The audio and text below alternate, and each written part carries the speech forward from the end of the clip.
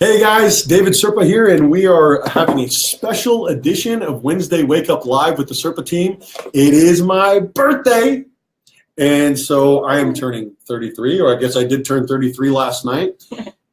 And what do I want for my birthday? What do you want? I want, besides a big, tall glass of Kool-Aid, I want agents to take the 33-day challenge and get involved in their own careers. By get involved, what do you mean? I mean prospect. I mean do the ordinary extraordinarily. I mean stop being lazy. Stop making excuses. I keep telling people where there's a will, there's a way. And where there's not a will, you'll find an excuse. And I think that time and time again we find that. I mean, we're finding it on a national level right now. People that want to work are working right now. Yeah. That was one of the big takeaways from family reunion is people not waiting to be fed, waiting to be fed. Yeah. You can go to the cafeteria and you can stand in line, or you can build a restaurant. That's right. You know? Yeah, you go like the big problem is a lot of people, they want to be spoon-fed productivity. They think that they're going to show up on the Serpa team and they're going to automatically make $100,000 because everyone else is. You do not catch greatness. You do not get it by proxy. It is good to surround yourself with good people, but if you're not freaking willing to work, you might as well do something else. Everything is a magic pill. That's right. I just take a pill. I'll just take a pill and be a millionaire. All right. So today, what we're going to be talking about, we're going to be talking about a couple of different things. We actually have a special guest that we're going to be bringing on first, or bringing on at noon, or I guess we could do it first, right? We can bring him on now. So we're trying to figure out this Be Live broadcast, and what it's allowing us to do is a happy birthday from Heath. We're doing a fundraiser at work, trying to raise $100 in 30 minutes, and I have 20 minutes left. I got birthday haircuts for you. I just got a haircut. I'll tell you what, Heath, I'm growing it out a little bit. You can't tell from underneath what I'm wearing, but we're going to talk about that a little bit later. I'm in desperate need of a haircut. So, Heath, if you want to talk about chopping these locks a little bit, let's do it, brother. So this is what we got going on today. We got a special guest from Virginia talking about the future of tech in this industry. We're going to be bringing him on, and then hopefully we're able to have his segment end without losing this broadcast. We're going to be talking about barbarianism, which is a lot of people are operating within the safety, within the confines of a church, within the confines of a brokerage, within the confines of whatever is protective, whatever is safe. And I believe that those barriers should be taken down as much as possible. Congregate, but get out in the world. Talk to people. So that's what we're going to be talking about for section 2. And then we're also going to be talking about goals. Zack, you took a class about how billionaires set goals. That was big class. We're going to be jumping into that. That was life-changing. Yeah. So how billionaires set goals. We're talking about barbarianism, being a privately ran company versus a publicly ran company. And we're going to be talking about, of course, my birthday. But why don't we jump in right now with Donovan? Donovan, are you there, brother? Let's see if we got him here. We might not have him. We told him we're going to be bringing him on at noon. So we'll wait for him to show up, and we'll just go ahead and move on forward with the. So the first thing that we're going to be doing is we're going to be talking about how you guys can see us live this week and next week. You want to tell everybody what dates we have coming up, Kate? Yeah. David and Zack are going to be teaching 3 breakdowns of a deal this week, this Friday in Redlands at the Redlands Market Center, KW. And then they're going to be next Tuesday, March 6th. They're going to be in Corona at the Market Center there. And then they're going to be back here in Temecula on March 13th, teaching 3 breakdowns of a deal as well. So a full week. So we're going to be seeing Teresa out in Redlands. We're going to be visiting Natalia in Corona, and we're going to be back here in Temecula with Mahasa. We're out there empowering veterans. We're out there empowering women. We're out there empowering minorities, people that want to get involved. We will never tell you on this team that you cannot work. Yeah. It just won't happen. So why don't we go ahead and jump in with the weekly sock challenge? Oh my gosh. Oh my gosh. Now, Zack and I have been known to wear some fancy ASS socks. This week, I did not dress up. I'm not in a suit, but I have a secret weapon. So Zack, you want to bring out your socks? Should we? It's gonna be a hard one. Just get on the table, Zack. I mean, we can just stand. We'll lift you up. We're just standing. Honestly, I think you're going to win for the shoes. The shoes alone. I mean, we went with the Keller Williams red today. I don't know if you can see that. Zack picked those. But today, the socks. Ross. we have some Ninja Turtle based socks here. Is that Shredder, brother? And no, that's not Shredder. That's the that's Splinter. Yeah, that's Splinter. And then on this side, though, we have Shredder. Woo! Oh my gosh, Shredder. I don't know. We'll see what you got, Serpa. Okay, so normally I'm rocking some pretty fancy socks. The other day I rocked some socks that had an American eagle on them for Patriot Day, but today I dropped the ball. I did not remember to participate in the weekly sock challenge. So we would call Zack a winner by default, but to represent our barbarianism and our patriotism, Yes, I've decided to go and rock this American flag bandana today. it's very fitting. I think that we have a tribe problem in this country, and I think that people are needing connectivity. I think people are wanting a little bit of barbarianism. I think people are wanting a little bit of America, and so why don't we just go and jump into our next topic?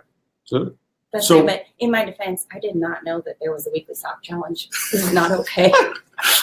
Do I get to participate? Absolutely. Do you wear socks? Yeah, do you wear Well, I socks? will if I there's think a I've only seen you contest. in like heels and Converse. Yes, but if there's a sock contest, a weekly challenge that I did not know about, I would like to participate. So anybody watching, this is an opportunity. If you want your socks featured on the show, feel free to send us socks, and we will gladly wear them as Feel long a little left out. as they're going to win the challenge. Or hey, if you're wearing fancy socks right now and you want to post a picture in the comments, Yeah. let's see what kind of socks you guys are wearing. Yeah.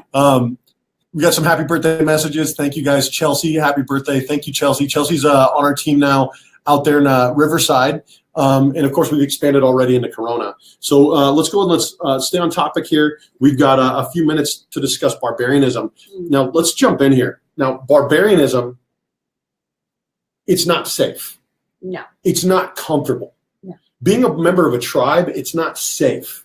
It's not comfortable.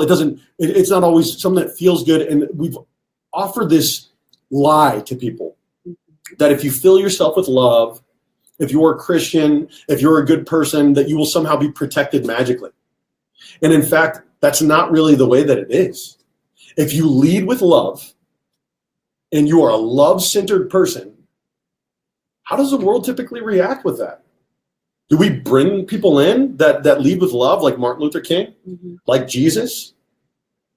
And do we make their lives comfortable? Are they protected now because of that? Or They're a bunch of weirdos on the outside. weirdos? A bunch of weirdos on the outside. A bunch of transparent weirdos. That's right.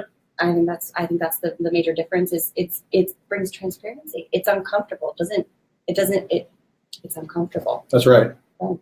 Why are people so uncomfortable with being with love, with being challenged? I don't know, because it makes them feel isolated. I think it makes them feel like they're just standing out there by themselves, when they're really not. They're amongst tons of others, but none are really willing to voice their opinions. So, I think a huge part of that is being disconnected. I think we all walk around in our lives like this with a huge barrier between us and the rest of the world. Agreed. And it's one of those things where, like, when you walk around with that barrier, you feel disconnected. Mm-hmm. And when you feel disconnected, you numb out. And when you numb out, you get hateful and you get spiteful and you start resenting people that are out there wearing their heart on their sleeve. Absolutely. Donovan, it says I'm live. I can't get through for some reason. Share your screen, brother, because your screen's not popping up right now. As soon as your video pops up, we'll go ahead and we'll bring Donovan into studio out there in Virginia. We had him earlier and then we lost him. So Christianity, there's this book right now that I'm reading called The Barbarian Way. A good buddy of mine, fellow combat veteran, John Harsh, sent this to me, and it is absolutely fantastic. Tribe is a big one that veterans are riding up around right now. Sebastian Junger is doing fantastic things for our community, letting us know exactly what it is that's making us feel so disconnected, and it's a lack of connectivity. Tribe is a mass level. It's a macrocosm thing. Barbarian way is the individual. John the Baptist was not some dude that was out there making people comfortable. He was absolutely fighting the fight from the outside. Yeah. Jesus was fighting the fight from the outside. He was bucking the establishment. Mm-hmm. He was not somebody that, like, if you think that Jesus was somebody that loved traditions and loved doctrine, you're reading the wrong Bible. Mm-hmm. These people that are breaking outside of that, the Martin Luther Kings, the Jesuses, the Mother Teresas, the people that are out there, really out there in the world, not just like show up every Sunday, listen to me speak, and give me money. They're out there fighting. We don't handle them well. JFK, one of the reasons why I brought this in right here, 1968, 50 years later, we still don't know what to do with love in this country, in this world. Do you know what the difference is? That I think the differences between some of these people is they were willing to sacrifice something and willing to go through the change and the growth. Yes. They're willing to, where so many people are not willing, the masses are not willing to do it. Well, it comes back to what David was saying. All the time I see stuff like, the Ring doorbells, for example. Yeah. People post constantly a neighborhood alert, something like, this person came to my door. Why'd they come to my door? Yes. Maybe it's your neighbor. Maybe their lawnmower broke and they wanted to see if you had some gas. Yeah. Maybe it was any number, but immediately people are suspicious of, they're canvassing the neighborhood. Well, we live in fear. We're in a state of panic constantly. We live in fear. Yeah, I mean, so there was a 12-year-old girl that was almost pulled into a car at Spencer's Crossing, and we hear about stuff like that, and we freak out about it. The thing is like, there's a lot of love in this world. There's a lot of people out there fighting, but the thing is we look at all these people, we look at the Martin Luther Kings, and we look at the JFKs, and we say, oh yeah, but they're we somehow put them up, and we say they're superhuman, like they're not a human being, and it cheapens everything that they did. And it cheapens what they fought for. Martin Luther King was a father of 4. He was 39 years old when he died? Father of 4? What's your excuse for not getting involved? What's your excuse for not getting involved in your community? For not being a part of it? I mean, what do people do? How do you make that transition from living in fear, living in scarcity, to living in love? One thing a family reunion takeaway was at family reunion, they said, go talk to somebody else in the room. Set a reminder for 2 months from now to do something nice for that person. Put their address, put their phone number, put whatever, and in 2 months, do something nice for that person. And that was a huge thing for me. I was like, that's great. Yeah. It's great talking to somebody you don't know and just saying that, okay, in 2 months, I'm going to make a commitment to do something. Whether it's sending them a box of chocolates or just calling them in the morning and saying, hey, have a good day. Good morning. Good morning. And honestly, I love the idea of doing something nice for somebody out in the future. But a huge part of the problem is I say good morning to every single person that I pass. I look them in the eyes and I say, good morning. Do you know how many people say good morning back to me? Almost none. Almost none. People, in fact, they look at me weird. It's one of the weirdest things for you to experience. It doesn't matter what state we're in. No, it doesn't matter where we're at. I almost very few people, maybe like 2 in 10 will say good morning or at least look you in the eye. Yeah. Maybe 2 out of 10. It's a trip. I think that we're feeling so disconnected. And one of the reasons, people, they look at me like I'm the weird one because I will let my phone go down in my hand for a minute and I'll say, good morning. How are you? And I mean it. It's the angry eyebrows. It has to be the angry eyebrows. Well, I'll tell you what. So, I think if I could be honest and if I could be sincere right now, I think that when you go to combat, when you go and you live through something tragic, no matter what it is, there are 2 different types of people a lot of times. There are those that feel victimized by their situation. Yep. They feel put upon by the world. And they believe that God is bad, that all these terrible things that have happened to them.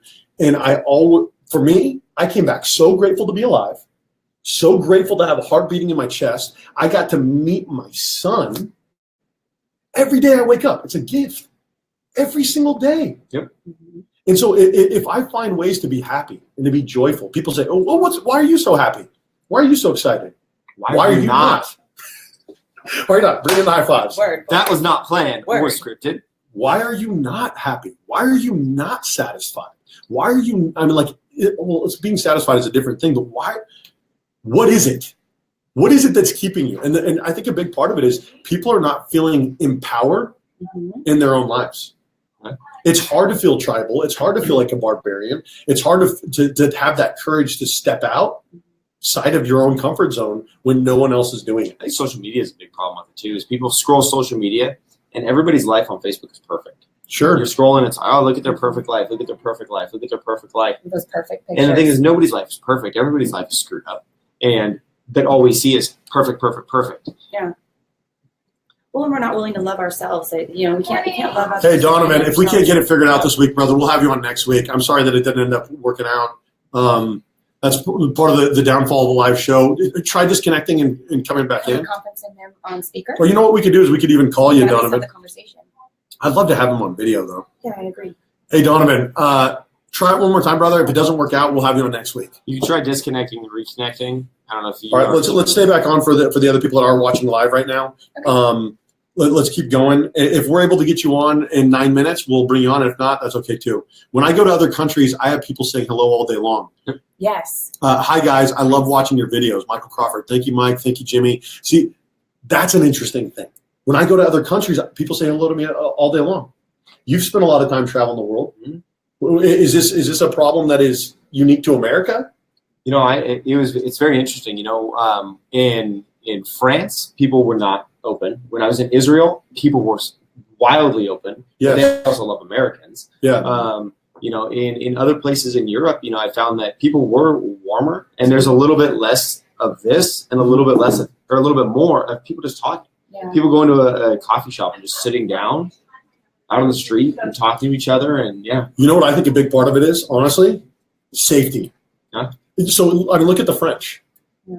The French and the Americans are two of the most cut off groups. France, the second that anything happens, they wave the flag and they say, we give up, right? They drop the rifle and they give up. And I understand the French, they have a lot of culture. They have a lot of, you know, whatever, but they also don't fight to protect it. The Marines do. So the thing is, like, when we were doing the family reunion, everyone was paying attention while Gary Keller was speaking. And there's this whole group of French people.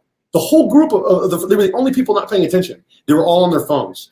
And so I think that there's a certain disconnected aspect that comes along with feeling totally safe, feeling disconnected, because what happened was the barbarians, the war dogs, the men and women that have that, they went off and they fought a war. And then they came back and we didn't see them hurting because they were in hospitals. We didn't see the dead. We didn't see anything. We were so disconnected from war. We feel so safe and so protected that it's hard to feel any sort of barbarianism.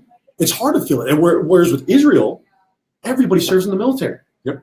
Yeah, you either serve 2 years in the military or you serve 2 years of public service. So you are forced to embrace that barbarian lifestyle.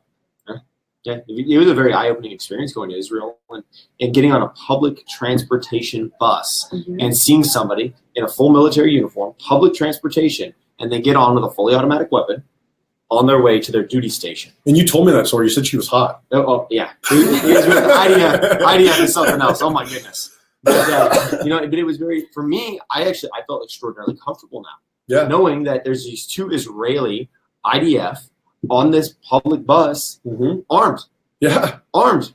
Ready to rock and roll if something happens, and they're just chatting it up. It's kind of an interesting thing, and we could start talking about guns because, you know, an armed society is a polite society, but there is also a lot of guns that are out there in the world, and a lot of things that are happening. And this is kind of a sensitive topic that I don't really want to tackle right now. Okay. But like, I mean, for example, everybody always wants to say it's not your fight, right? This is part of embracing the barbarian lifestyle. Is there are people out there that say this isn't your fight.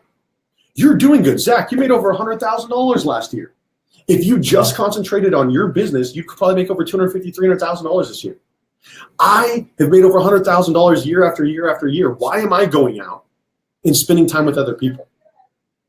Because why not just stay safe? It's like the success poem that I posted the other day on my Facebook. You know, and is you can make a bunch of money, but you know, look at Bill Gates. You know, look at how much money. Yeah, he's got $80 billion. But how much is he given? He just keeps giving money. Just keeps giving it and giving it and giving it, and he keeps making more. And he's like, I just keep giving it away. Yep. You know, because there's a point when you have to realize, you know, that, and that's why we're at Keller Williams. Like we said the other day, is it's part of a bigger picture. Yeah. It's part of a bigger picture, and if you're too short-sighted to go, I need to give more back to the world. That's a problem. Yeah. Yeah. Well, not enough of us are doing it. What you appreciates. Not enough people are doing that. So. It's an interesting line to walk. I think that that one of the points that Sebastian Junger makes in his book Tribe, he says Americans, people of the world, we don't mind tragedy. In fact, we thrive on it. We don't mind hardship. We don't mind war. We thrive on hardship because it connects us. Yeah. Michael Crawford says it's called the law of circulation. Fantastic. Tribe up. rock and roll with people. The big problem is people, they find a tribe, they find a group of people that they love and that they think that loves them, or maybe they have the inability to really love with a healthy heart. But the problem is you can't give up on that. You can't give up on the possibility of tribing up just because you've been burned. You will not find out who people really are until bullets fly down range. Whether they are real bullets or otherwise, I know who people are around me. I know who this guy is. This guy's has bled and made people bleed for me. I know who my Marines are. I know now who a lot of the people on my team are. Are they tribe members? No, they're not. Well, a lot of these people prove to me that they're not tribe members. Tribe is something different altogether. A tribe is a group of people that you would feel compelled to share the last of your food with. People who run out of scarcity mindsets that are constantly worried about me, they are incapable of being somebody that would feel compelled to share the last of your food with it. Christopher Mack, Navy veteran, guy who would share the last of his food with you. Amy Serpa, Navy veteran, Air Force veteran, share the last of your food with you. Crystal Coleman. Crystal is a mother of 4 working her tail off. She would feel compelled to share the last of her food with us. It doesn't have to be a veteran thing. Crystal, we were discussing goals the other day, and Crystal goes, and we're talking about giving to charity. Yeah. And Crystal goes, yeah, I probably give too much money to charity based on what I make. And I was like, you can give your time. She goes, we do that too. We go to soup kitchens all the time. That's right. And I'm looking at her going, you've got 4 kids. Holy crap. And you're still giving that much to other people. Yeah. And that's such a crazy mindset to know that somebody's that willing to help other people. Yes. It's the right mindset. It's the willingness. That's the mindset to have. Yeah. Very, very happy to have Crystal on board. Very happy to have the right people on board. Getting a lot of birthday messages. And so we're going to make a transition. We're going to talk about the future of tech in this industry here. But before we do that, for my birthday, for my 33rd birthday, I would like for you to take the 33-day challenge. You could come out on Friday and see us in Redlands. You could come out next Tuesday and see us in Corona, or you could come out the following Tuesday and see us in Temecula to find out more, or buy my book, The Machine Gunner's Guide to Real Estate. What it is committing to doing the ordinary extraordinarily. Committing to 19 hours of prospecting a week. That is 11 hours of dialing with this guy and 8 hours of working open houses on your own. You will make so much money and you will redefine your career. The problem is when we talk to people about scheduling, when we talk to people about committing themselves to their career, people want to be praised for talking about working. They don't want to work a lot of times. They want to say, tomorrow my goal is to make 100 phone calls. I always laugh because every realtor, and I say this all the time, every realtor, whether they sell 1 house or 100 houses, is the busiest person you've ever met in your life. Every single one of them is the busiest person I've ever met. And I don't understand how every realtor is busier than a CEO who makes $800,000 a year. Yeah. And I'm going, that CEO still has time to spend with their family, run a Fortune 500 company, go to the gym, do this. But yet a real estate agent doesn't. Yeah. Stop pretending to work and work. Stop pretending to work. If you want to work, so today we're kicking off another 33-day challenge. Today's my birthday. So what time today do you guys start dialing? What day is it? Wednesday. Wednesday. We start at 4 today. So 4 o'clock today. If you want to dial, you would log in to Go to Meeting with Zack. We could give you the details here on this video. And whether you're with our team or not, we're kicking off another 33-day challenge. And we have essentially like a boiler room online with a whole bunch of people opening up their laptops. We got people in different cities, in different states. I think we're going to have 3 different states dialing today. And we have competitions. At the end of every day dialing, we want to know, was our top dog out of Georgia this week? Was our top dog out of Vegas? Was our top dog out of Northern California? Who won today? Why don't we just go and jump into the future of tech? Actually, I'm kind of feeling I don't think we have Donovan. Why don't we? Let's answer Chad's question. So, Chad, you asked on how do your dream? The first thing you want to do is you could look at how does one give back or follow their dream to start a nonprofit horse ranch with a still semi-new to the industry of real estate? So you can either do one of 2 things. You can start going down the path of getting your 501c, your certification, starting a nonprofit, and doing all that, which is what we're going to start going through very soon. The other option is there's a ton of horse ranches that are doing exactly what you want to do right now. Go volunteer. Volunteer, learn the ropes. and start talking to the people that are already doing it, Yep. and then figure out a way to do it better. Yep. than they're doing it. And a lot of times we want to be the king of our own castle. A lot of times we want to be the person who's running this charity. We want to be the person who's in charge of it. But a lot of times when you learn how to follow, that's the best way to learn how to lead. Get involved with somebody who knows how to do it. There's a great program out in Arizona right now that actually helps veterans who are struggling with post-traumatic stress. I'm going to be going out to this program here in April. If you read the Machine Gunner's Guide to Real Estate, you'll hear a little bit more about my journey with post-traumatic stress. But I'm going to be visiting them in Arizona. They also have one in Virginia. But what you do is you go out, and a lot of times it's body language. We don't even realize where we're carrying trauma. And so they take you out to work with horses that have been abused, that have been through trauma, and you work with these big horses that are a lot bigger than you are and a lot scarier than you are, and they're just as timid, and you help them, and they help you to connect. And it's a really beautiful program, and I'm excited to be a part of it. And so that's just me living my life with my heart on my sleeve. Anthony Andre, I'm full in life. You can have my food. Anthony Andre, I love you, brother. Anthony Andre with Tycor Title is the longest standing person that we have continued to do business with. He's been with me for 4 years. Everybody wants to say, oh, what is Anthony Andre doing? What is he doing? What? Anthony Andre is a good person. He does what he says he's going to do. Yes. He shows up for my clients. He is clutch. I always tell people a good title person, they're like a field goal kicker or punter.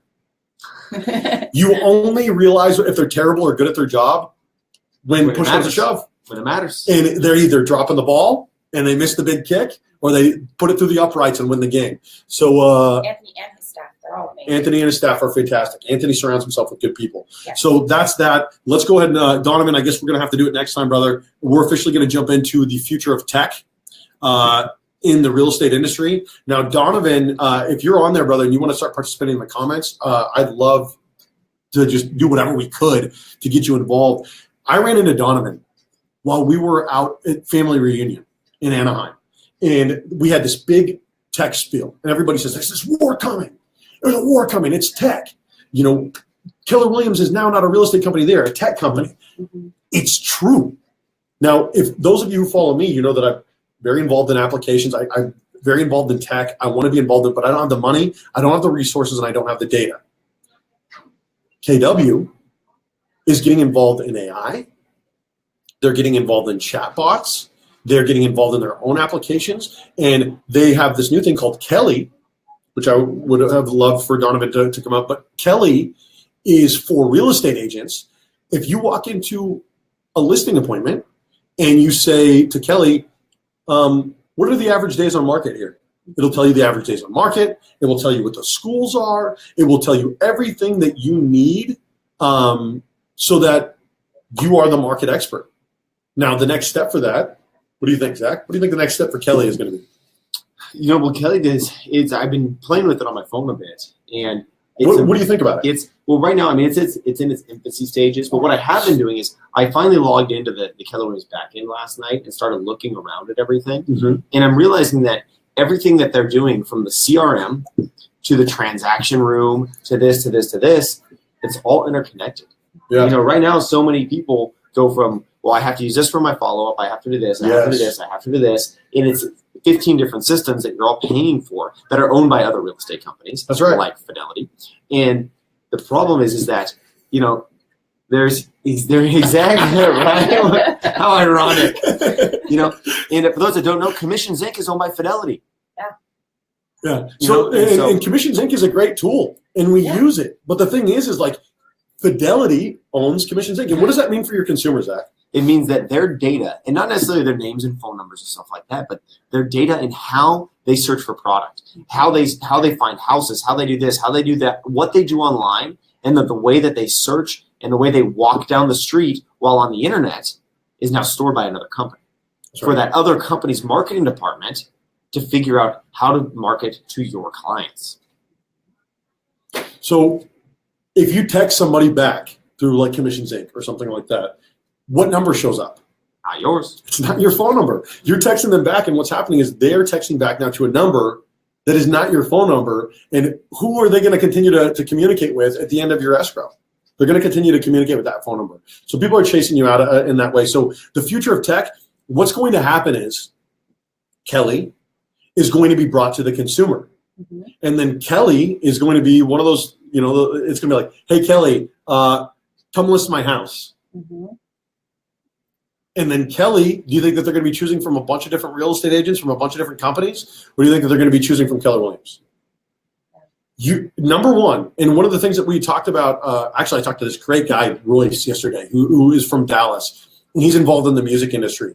And I was talking, he's a naval veteran, and he says to me, he says, the big thing that people don't tell you is that you're either at the table or you're on the menu.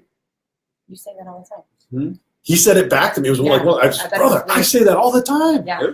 I heard King Clothier told me that at the closing table at the Ritz-Carlton, and I got goosebumps. You are either at the table or you are on the menu. And that's not a joke. Mm-hmm. You're either on the Serpentine or you're against us. Or you're with KW. If you're with KW, we could be cool. But if you're not with KW, we're going to chase you out. I'm talking a lot, guys. Kelly's great too. But with Kelly, alongside that is going to come KW Connect, which is going to connect everything and is going to be great for not only the agent, but the consumer. It's going to be everything all packaged in one, and Keller Williams has already rolled it out. So it's something that we're all going to have access to. Not only is it going to be great for the consumer, it's going to be great for... It's going to be great for your admin staff. Oh, my God. Yes, it's going to be great for the admin. It's going to be great for everybody on the team. It's going to be one central location for everybody in the transaction to communicate and have all the resources that you need. So I'm very excited about KW Connect. And it's tech like this, So I was searching on Kelly, and I said, Kelly, find David Serpa. And she goes, okay, cool. Here's David Serpa. Do you want to add him to your referral network? Yeah. Boom. And so I could say, find an agent in Arlington, Virginia. Boom.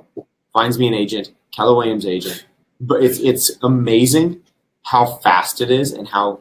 And what's wild about it is that agents at KW are using this. And a lot of there's a lot of agents that aren't. But the thing is, my email right now is full of emails that are just like, such and such wants to connect with you. Such and such wants to connect with you. Such and such wants to connect with you. We're looking for a referral partner in your area. You've been requested to join a referral network. You've been. You see it right here. It's all. 4 out of the last 5 emails are KW Connect. People wanting to build a referral network and having us be a part of it. We've gotten 2 of those phone calls just in this last week. And we got a client out of it. It's a fantastic program, and now it's going to streamline that like crazy. One of those things that Joseph Onella was telling me when we were talking about joining Keller Williams. He said, I said, you know what, brother, like being the person that's paying the full cap, paying the $21,000, how do I add that? That doesn't make any sense to me. You'd have to justify it to me. Mm-hmm. And Joseph says to me, he says, if you get 2 deals that are referrals, mm-hmm. you're done. 2 deals and you're done. Yep. And it's paid for your cap entirely. And what other company out there are people calling you up throughout the country and saying, hey, I've got a client that I want to send your way? Does it happen at Signature? Does it happen at Big Block? Does it happen at EXP? It doesn't. It happens at the number 1 company. That's where it happens. Because I'll tell you what, I worked at Signature. And I'll tell you what, I worked at a lot of other companies. I worked at 7 brokerages in 4 years. And not one time did I ever get a referral. I was at Keller Williams for 3 weeks, and I got a referral. It's left and right. I got Donovan on. Oh, you got Donovan on? Yeah, I got him on speaker though. Hey, Donovan, can you hear us, brother? Yes, I can hear you. Can you hear me? Okay, we can hear you. Let's try to turn this up. Why don't you keep it close to you? Okay, so I don't know if you guys can hear Donovan at home, but Donovan, you were out at KW with us. You were a part of the future of tech, and the big meeting there with Josh Team and with Neil. What are your takeaways from KW and tech, the future of tech in this industry? Well, can you hear me? Can you hear me well? Yes. Yeah. Can we get somebody at home to confirm that you can hear Donovan as well?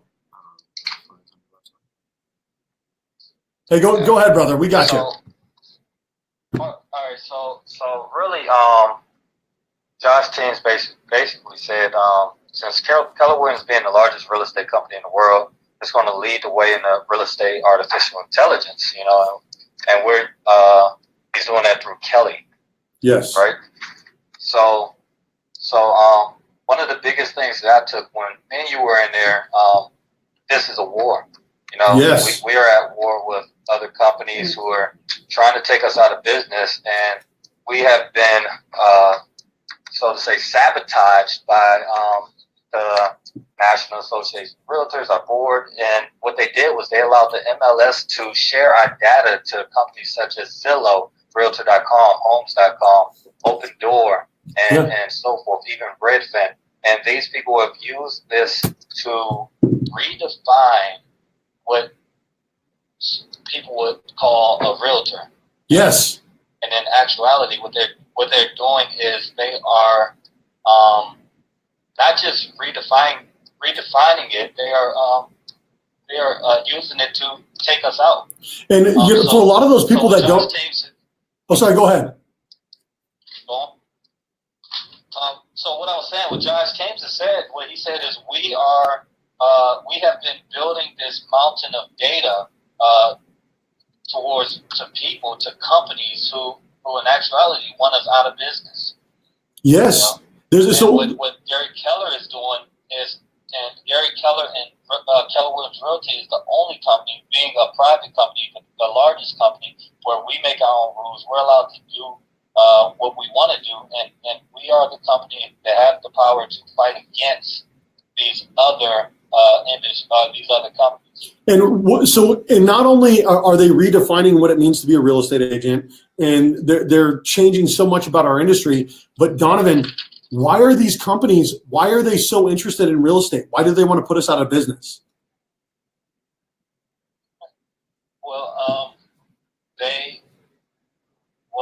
When you think about it, real estate is a powerful company. Most people who become millionaires most of the time is through real estate. So That's they right. put the money in real estate. They see what it is, and what they're doing is they're looking at us as the middlemen. They're saying we want to take them out, and in all actuality, they do not understand how to interpret the data as like we do. Yes. So they can have the data. They can do all of this stuff with the data. You look at Zillow's estimations. Most of the time, those are so inaccurate. They don't know how to interpret it. So it's actually to the client's disadvantage to go towards these other companies that are using our data and saying we don't need the person anymore. So we've got Donovan Drew Bates right now in studio. He's been conferencing from Virginia, and he's telling us the downfalls of so these companies. They want to get involved with real estate because there's so much money in real estate, and so everybody is ready for the real estate agent to be replaced by a cell phone app, redefining what the real estate agent is. And the problem is, like what Donovan is saying, is that these companies, these Zillows, these Realtor.coms, these Homes.coms, they're working along our board. They're working with the National Association of Realtors. They're getting access to the multiple listing service. And we're essentially paying to put ourselves out of business. Absolutely. So, Donovan, what can your average real estate agent, like you and me, that's out there in the world, we can't fight against Zillow by ourselves. What can we do? Well, like I was saying earlier, Gary Keller, John Davis, Josh Team, they said that we're going to be able to do this only if we do it together. That's right. Keller Williams has over 173,000 agents, and we can redefine real estate together. We're not going to be able to do it one by one on our own, but we can redefine it together. We can fight against these top companies together. And Gary Keller and Keller Williams, it being a private company, we know that they have the manpower, they have the intelligence, and now they have the software to do it. That's right. And so the thing is so we brought Josh Team now works with Keller Williams, and KW. He was one of the top 30 under 30. They recruited him over so that we could run this on a tech. I've seen a lot of people. Oh, KW started a tech company because now they own a Mac, and it's like that's very cute. Poor people. Keep trying to grasp at straws. You are so far out of your element, you don't even know what you're doing anymore. But the problem is that the multiple listing service, the California Association of Realtors, the National Association of Realtors, they are giving people what they need to put us out of business. And we're giving it to them. We are literally giving them everything that they need to put us out of business. And it's not improving our industry. It's hurting it. So, honestly, honest to God, either the California Association of Realtors, the National Association of Realtors, they get on board with the realtor. They help us unionize and fight this fight together and protect our industry. Or we're going to have to fight the fight ourselves as agents, as KW, as that 171,000 agent strong group. And what other company has the ability to fight that fight if our own board won't do it? Kind of scary. It is scary. It's the beginning. Gary Keller said, we are losing the fight so slowly that we think we're winning. I'm so glad you said that. And that was a huge takeaway because it's exactly what it is. Is right now, as Donovan said, you have a bunch of companies that have a bunch of raw data that they can't fully interpret. But there are people that can. Yeah. And what they're doing is they are hiring those people with 10-pound brains out of MIT saying, come and work for us. We're going to pay you an obscene salary. Figure out how all this means, or what all this means, and how we can market to these people successfully to get rid of real estate agents. But the biggest problem is, and Donovan, I want to ask you a question here. We all, you and I, we went to this tech talk. That was the day after this big tech State of the Union address. And we went in there, and I was expecting it to be packed.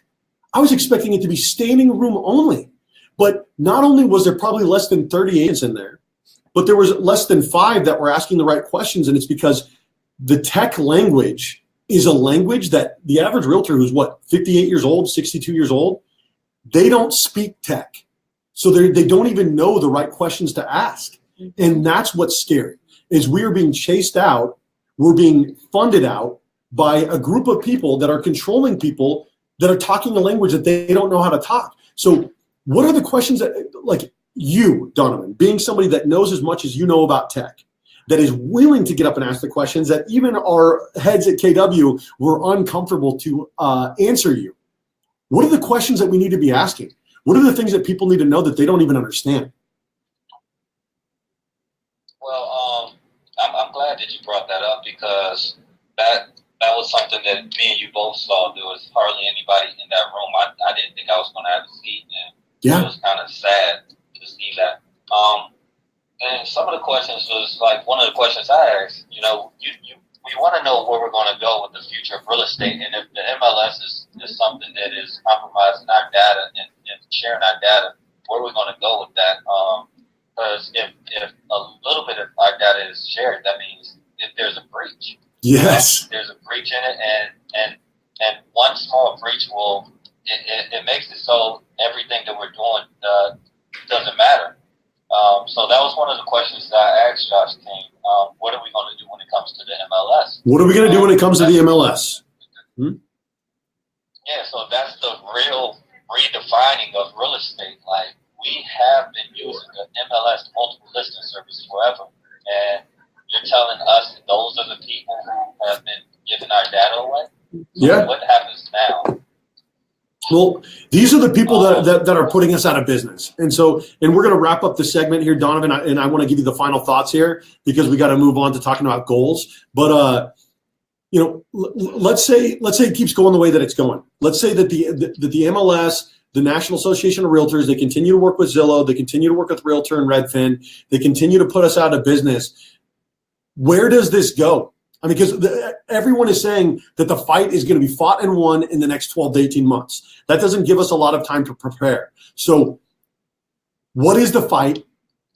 What do you think is going to happen here, Donovan? And I'm asking you, brother, look at your freaking crystal ball, my friend. Take it out. Tell us, what do you think is going to happen here in the next 12 months in this industry? Well, in the next 12 months, I think that we are going to see a drastic change. I really do believe the Keller Williams agents are going to step up. We've been talking about this in our office, in our market center, and I do believe the Keller Williams agents are going to step up and start to engage with Kelly, because we need to engage with Kelly in order for Kelly to grow.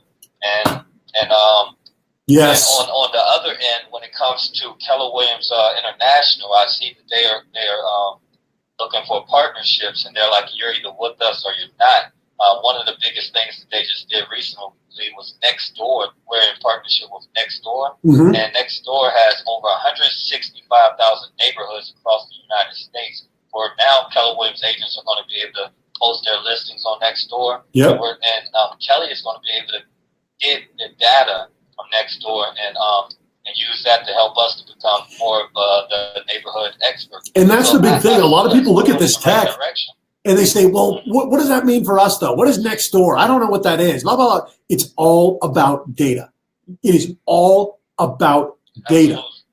Well, hey, Donovan, I appreciate you being on, brother. You were such a freaking fantastic contributor here to this show, and you were a fantastic contributor to that class, brother. I appreciate you. Looking forward to seeing what you do out there in Virginia, my friend. Yeah, happy birthday, man. Thank you. Happy birthday. I appreciate you. All right, Donovan, have a good day, my friend. Thank I you. just turned 33 a couple of weeks ago. My brother. So Happy birthday to you. Are you a Pisces or did you miss it? I'm Aquarius. Aquarius. Okay. February 8th. Well, right on, brother. Well, hey, I appreciate you, my friend. I was just checking to see how compatible we were. All right, Donovan. Have a good day. I'll talk to you soon, bud. So there you go. You got it from Donovan out there in Virginia on the other side of the country in a different time zone. There is a war being fought. It is going to be won in the next 12 to 18 months. What can you do? Join KW. If you're a part-time agent, if you want to close 2 or 3 a month and work with your friends and family, stay at your flat fee company. We don't want you here. You're lazy. You're a part-time agent. We don't need you. You could go and stay at your flat fee company. If you want to become a full-time real estate agent, if you want to redefine the way that real estate is practiced, because guess what? The consumer's sick of it. The gig is up. The gig is up. Being a lazy real estate agent is over. You're done. Yes. So the home buyers, the consumers, they are tech savvy and they are very well informed. That's right. They don't want lazy agents; they want experts. Yes. Which is what Donovan was just. I was so glad he said that. So Which is so fantastic. They want experts. One of the biggest things is there's a Keller Williams took the Triple Crown recently, but there's 3 reasons to come to Keller Williams. One, if you want to be a successful real estate agent, and you could just do that alone at Keller Williams. And not contribute to the other 2. The second one is come to Keller Williams to fight for your industry, to make sure that you have a job in 10 years. Have a job in 18 months. In 18 months. And the third one is KW Cares. KW so you Cares. can get a successful career, protect your industry, and give back to the world. There you Feed go. yourself and feed others around you. So we're going to enter into our last segment here. We're going to talk about goals, which is an interesting conversation to have. Goals. So we say here a lot, we say 10-year goals are accomplished with daily tasks. You have to do the ordinary extraordinarily. Everybody wants to think that they're just going to get whatever they want. They want to put up these giant vision boards. They want to put the Porsche on there. They want to put the mansion on there, and then they don't want to work. First off, they're honoring the dollar, which is scary in and of itself because you should be leading with your heart. But second, these big dream boards. Do you have a dream board at home, Zach? No. You don't have a dream board? No. Do you have a vision board, Kate? No, I don't. You didn't spend any time cutting out 30, you're like putting 30 magazines on the table and cutting No, pictures I'm out? not going to lie. I have a Pinterest board. I have a few of those. But that's different. Pinterest is the new vision That's board. different. Yep. But it's not a vision board. It's not like that. No, that's more of just it's a hobby. The problem is people set these goals and they say, okay, I want to buy a Tesla. Okay, that's an $88,000 car, $90,000 car, right? Because nobody's going to buy the base model. So you have a $90,000 car, and they go, I want it. Then I'm going to go back to what I was doing. Okay, no, define what your goal is and how you get there. And that's where the biggest thing with goal setting comes in, is they said, okay, define a 5-year goal. Make it as big as you want. A 10-year goal, make it as big as you want. If you want to own a $5 million house in La Cresta, and that's your goal, you can do it in 10 years. But what you have to do is you have to go back to 5 years. You have to go back to 2.5 years. You have to go back to 1 year, 6 months, 1 month, 1 week, 1 day. Mm-hmm. And you figure out how each of your daily tasks are going to make you that $90,000. And this is the simple way to break that down. And we talk all the time about goals. We talk about the 7-figure goal on the Serpa team. We already have agents making over $100,000. That's old news. We want agents making 7 figures. We want to make that possible. One of the things that we're doing is we're working with Darren Campbell at the 7-figure syndicator, the $4 billion man, to make that possible. But the problem is people, not just agents, they want to wake up and they want to believe that somehow they're entitled to their day getting better, that somehow they're entitled to safety. And this is my point. By embracing a barbarian lifestyle, by really being a freaking barbarian, you have to understand that that 10-year goal, you might not be here in 10 years. You might not be here in 3 years. You might not be alive in 2 weeks. Will you be proud of the way that you lived your life today when you go to bed tonight? When you go to bed tonight, will you be proud of the way that you lived your life? That's how I accomplished my goals. What was I doing last night? Working till almost midnight. Till midnight. Yeah. And what time did I start working yesterday? Like breakfast. Like breakfast. A lot of people saw me play a guitar on Facebook, and they were like, "Oh, David isn't working." Guess what? David works at home. David accomplishes more before noon than you do in a week. I can pick up my guitar and I can play it a little bit before lunch and still absolutely crush work. We have, like, it's the one thing, right? Do the one thing well. Do the one thing that you were doing at that moment. Do that extraordinarily well. You know what I mean? Yeah. If you're committing to prospecting, a lot of people will make 2 phone calls and then they'll make themselves a sandwich and then they'll freaking do some push-ups and they'll make 2 more phone calls and then they'll clean up the house and then they'll watch a show on Netflix and then they'll make another phone call. Amy Serpa makes 120 phone calls a day. Okay. So let's drill down. What does this mean for people? What's up, Cowboy Realtor? And said Chad. There he is. What's up, buddy? You found us. Good to see you. I was at home because my neighbor knocked on my door last night. All right, we're live right now, so we're still talking about goals. But hit me with it. So you have to define what it means for you. And for a lot of people, goals is money, goals is big house, goals is this, goals is that. Mine, I would like to have an apartment in New York City. I would like to have one probably in LA somewhere at some point. But what I have to do is I have to look at these and I need to decide, okay, this goal means this, this goal means this. If your goal is to run a nonprofit, like Chad said earlier, what he needs to do is realize, okay, how long of a time frame is he going to have? And then you need to define what you're going to have to do for every avenue of that goal and figure out, go back and go back and go back again and figure out what daily things do you have to do to reach your goal. Now, your goal doesn't need to be to own a mansion. Your goal doesn't need to be to own a freaking Ferrari. Maybe your goal is to have $100,000 in my 401k. Yeah. It might not even be something that's tangible. Yeah. And let's talk about that for a minute. And so Katie is incredibly knowledgeable. She has been helping me very much. So Kate's getting a little bit of love there. Okay. Kate, what do you have to say about goals? What are your goals?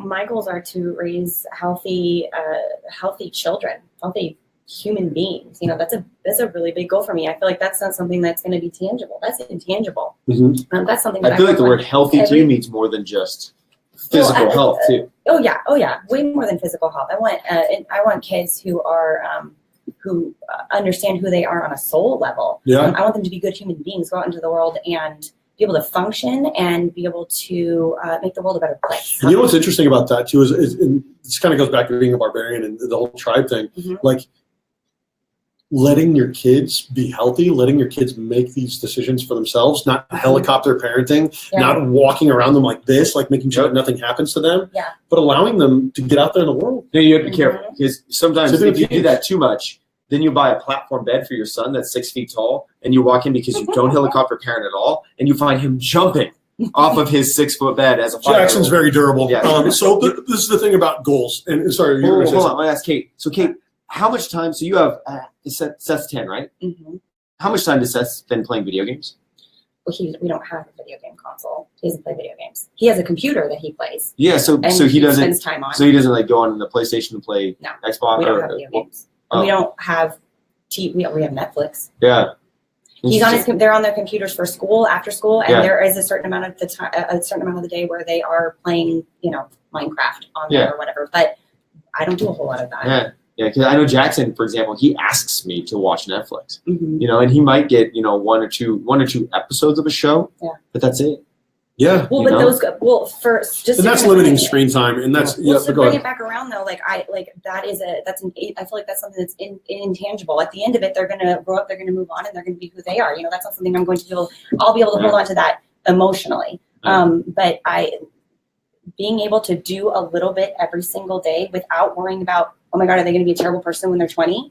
Being able to just focus on what I'm doing today or what we're doing with everything, what we're doing in the business today, what I'm doing professionally, personally, or otherwise, by the end of the day, without overwhelming myself, I did these 3 small things that are going to matter. In 10 years, it's going to matter. But I'm not worried so much about what's happening. And I love that you're saying 10-year goals, and I love that you're talking about it at the end of the day, because that's a connection that needs to be made. Yeah. And the big thing with screens is it's immediate gratification. Yeah. It's immediate gratification. And a lot of parents walk around telling their kids to get off their screens with a phone in their hand. It's hard. And and I understand that. But the thing is, what we have to understand is, first off, we have to lead our children by example. We just do. If our kids are always looking at us, in real estate, it's hard. But you have to find time to put this thing down, A. B, I set goals in 3 ways.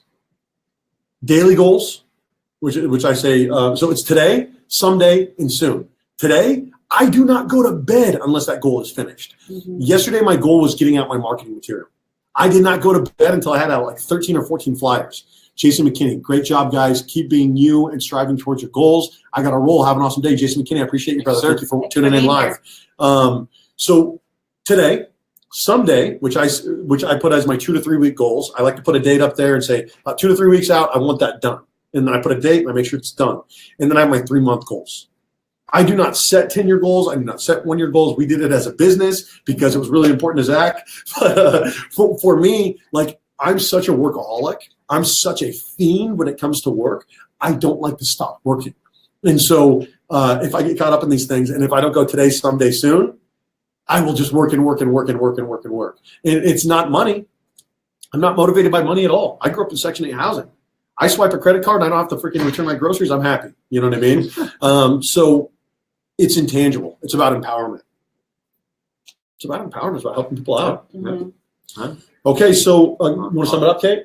Well, Final thoughts on goals? Oh, I was just going to say that, like, if you really think about it, people who if you set a goal today, in 10 years, is that still going to be your goal? Yeah. So you really got to scale it back. Make it something that is very interchangeable. Something that is realistic and can be changed. Well, everything's an algorithm. Likely going to be changed, and it is an algorithm. Everything's an algorithm. There's an algorithm to get to everything in life. Everything is math based. Everything is zeros and ones. And there's a way to get to anything that you want. You just have to actually be willing to figure it out. Yeah. To sit down and figure it out. Don't worry. You don't need. I'm terrible at algebra. You don't need to know algebra. You just need to figure it out. It's quantifiable. It's algorithms. It's all of that good stuff. So a couple of quick housekeeping notes. We try to keep the show under an hour going forward. Last week we ran a little bit long. It was our first show. Bit of housekeeping. Come see us in Redlands on March 2nd, in Corona on March 6th, back in Temecula on March 13th. We are running a hiring on March 14th. It is the last 10 spots for the Serpa team here locally for KW in Temecula. You can still join Corona. You can still join Riverside. You can still join Vegas. You can still join Colorado. All of those are still open. But what we're going to be doing here is this is the last group of hiring here that is going to be eligible for me giving back 55% of my profit share in each market center back to the top 5 people as decided on by their peers.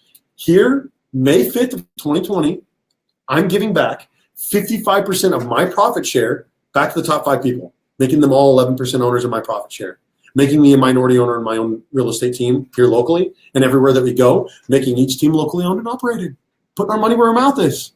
My job as president and CEO is not to sit and rest on my laurels, but continue to run expansions.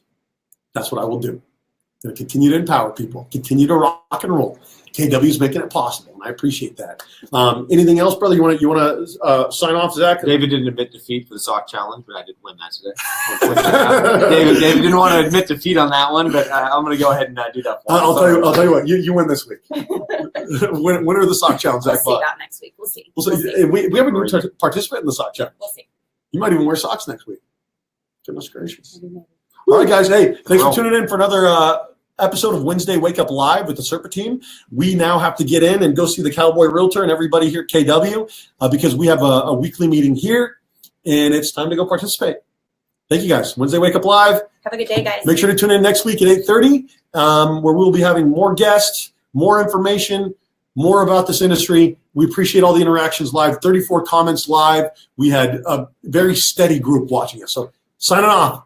Appreciate you guys. David Serpa, Katie Boucher, Zachary Bach.